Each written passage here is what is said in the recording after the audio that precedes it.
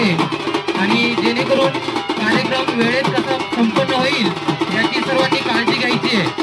वाबळे महाराज यांचं या ठिकाणी आगमन झालेलं आहे. थोड्याच वेळात आपल्या तालुक्याचे लोकप्रिय आमदार माननीय डॉक्टर किरण लामटे सर यांचंही या ठिकाणी आगमन होणार